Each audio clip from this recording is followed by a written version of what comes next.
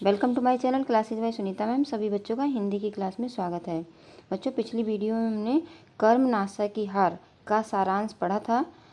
आपको समझ में आ गया है? अगर समझ में आ गया है तो कमेंट बॉक्स में बताइए कि हाँ, हमें समझ में आ गया है।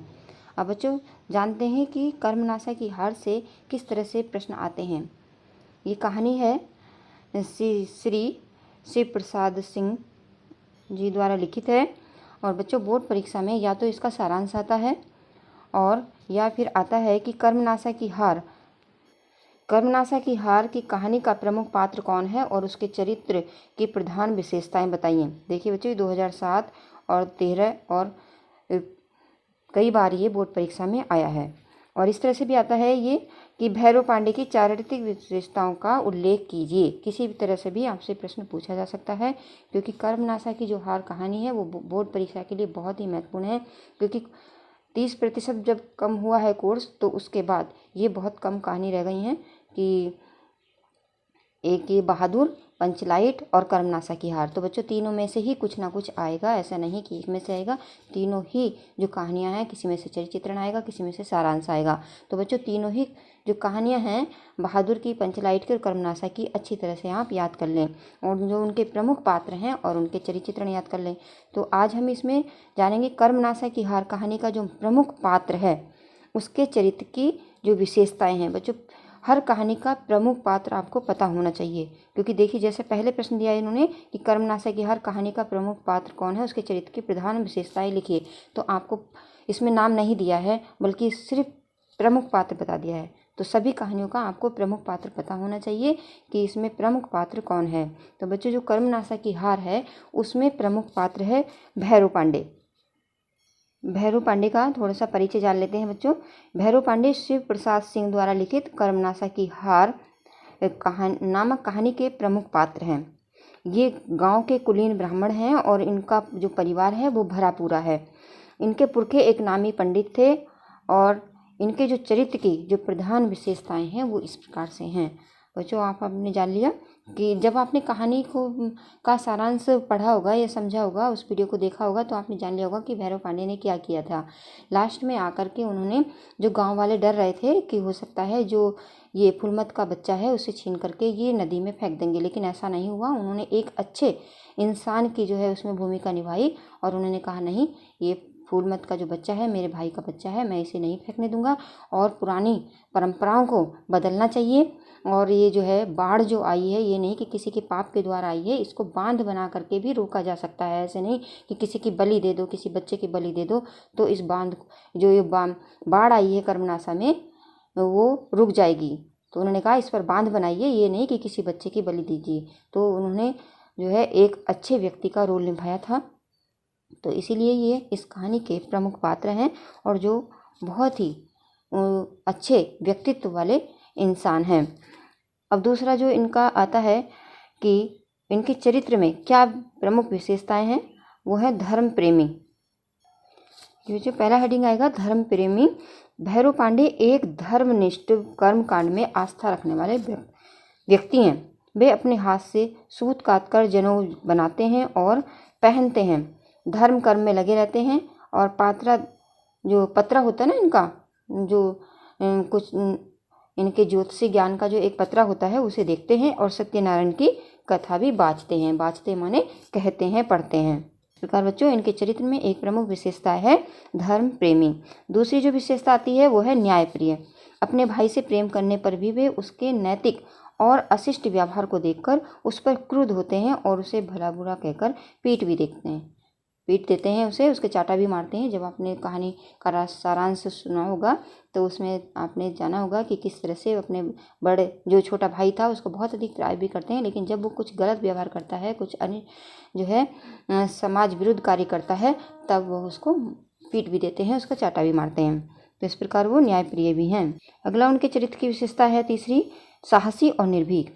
भैरव पांडे एक परम साहसी और निर्भीक हैं। विपत्ति से नहीं घबराते हैं।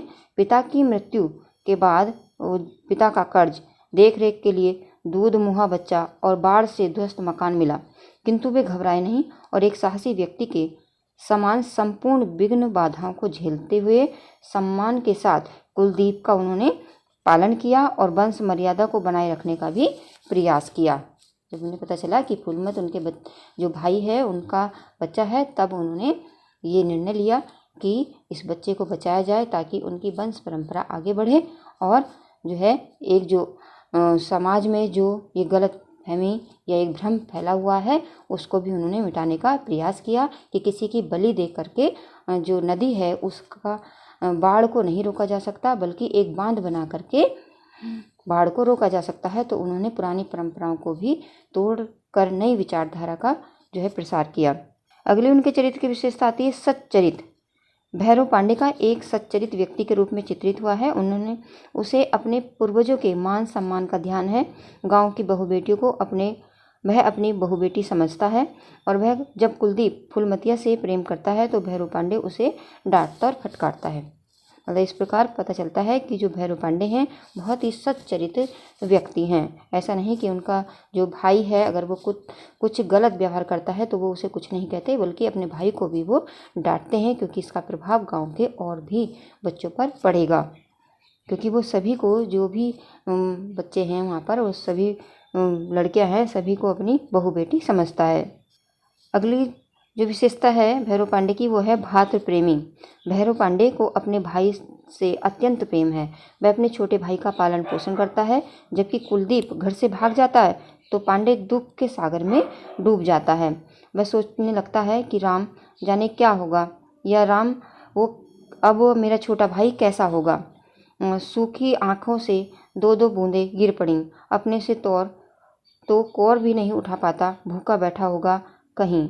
इस तरह से वो अपने मन में भैरव पांडे सोच रहे हैं। वह कुलदीप को खोजता फिरता है। इस प्रकार पता चलता है कि जो भैरव पांडे हैं वो भाई से बहुत अधिक प्रेम करते हैं, क्योंकि जब कुलदीप घर से भाग जाता है तो वो उसकी याद में डूबे रहते हैं कि मेरा भाई जो है अब कहाँ होगा, उसने खाना खाया होगा कि नहीं खाया होगा, वो भूखा बैठा होगा, और जो है इस तरह से वो उसे खोजते भी रहते हैं। तो इसलिए पता चलता है कि उनके चरित्र की प्रमुख विशेषता है भातृ प्रेमी, यानी भाई से प्रेम करने वाला। अगली चरित्र की विशेषता है प्रगतिशील व्यक्ति। ये उनके चरित्र की प्रमुख विशेषता है, प्रगतिशील व्यक्ति। कर्मनाशा की हार का भैरव पांडे प्रगतिशील विचारों का व्यक्ति है। इसी कारण वह अंधविश्वासों का खंडन करता है और रूढ़ियों का विरोध करते हुए घोषणा भी करता है। रूढ़ी होती है बच्चे, रूढ़िवादिता मतलब जो पुरानी परंपराएं हमारी चली आ रही हैं उनको तोड़ करके वो नई परंपराओं को जो है चलाने का प्रयास करता है और करता भी है। देखिए, कर्मनाशा की बाढ़ दूध मुँहे बच्चे और एक अबला की बलि देने से नहीं रुकेगी। ये जो है संवाद है भैरव पांडे का, उससे पता चलता है कि वो किस तरह से प्रगतिशील व्यक्ति है। क्योंकि वह कहता है जब लोग गांव के लोग जो है फूलमत के बच्चे को बलि देने के लिए कहते हैं कि इसको पानी में फेंक दो, तो इससे जो है कर्मनाशा का पानी बाढ़ रुक जाएगा, क्योंकि इसी के पाप से जो है ये फूलमत ने पाप किया है। ये विधवा है, इसका विधवा से इसके बच्चे का जन्म हुआ है, विधवा होकर के इसने बच्चे को जन्म दिया है, इसलिए इस पाप के कारण ही कर्मनाशा नदी में बाढ़ आई है। तो वो कहता है कि कर्मनाशा की बाढ़ दूध मुँहे बच्चे और एक अबला की बलि देने से नहीं रुकेगी, उसके लिए तुम्हें पसीना बहाकर बांध को ठीक करना होगा। इस प्रकार बच्चों भैरव पांडे का चरित्र एक आदर्शवादी, गंभीर, सच्चरित विचार तथा प्रगतिशील विचारों के मानव का चरित्र है, जो समाज में फैली कुरीतियों और अंधविश्वासों को समाप्त करने का प्रयास करता है। बच्चों बोर्ड परीक्षा में भैरव पांडे का चित्रण कई बार आया है, इसलिए इसको अच्छी तरह से आप याद कर लें। और याद करने का सबसे अच्छा तरीका है जितने भी इसके हेडिंग है उसको लिख करके कॉपी पर उसको अच्छी तरह से याद कर लें, और उसके बीच में जो भी अगर आपने सारांश समझ लिया, कहानी समझ ली, तो आप उसको अच्छी तरह से लिख सकते हैं। तो सबसे पहले आप उसके हेडिंग को, जितने भी हेडिंग है 6 हेडिंग है इसमें, अच्छी तरह से याद कर लें कि भैरव पांडे के चरित्र में ये विशेषताएं हैं, और उसके बीच में अपने आप जो है याद कर लें। वीडियो को आप 2-3 बार देखोगे तो बाद में आपको याद करने की भी ज़रूरत नहीं पड़ेगी। तो बच्चों आज इस वीडियो में हम इतना ही समझेंगे, और सभी बच्चे इस वीडियो को देख करके अपने मित्रों के साथ ज़रूर शेयर करें, ताकि इस वीडियो का लाभ सभी बच्चों को मिले। और जो बच्चे चैनल पर नए हैं वो बच्चे चैनल को सब्सक्राइब कर लें, और साथ में जो घंटी है उसको भी प्रेस करें, ताकि अगली वीडियो का नोटिफिकेशन सभी बच्चों के पास पहुंच सके और कोई भी बच्चा वीडियो देखने से वंचित ना रहे। धन्यवाद।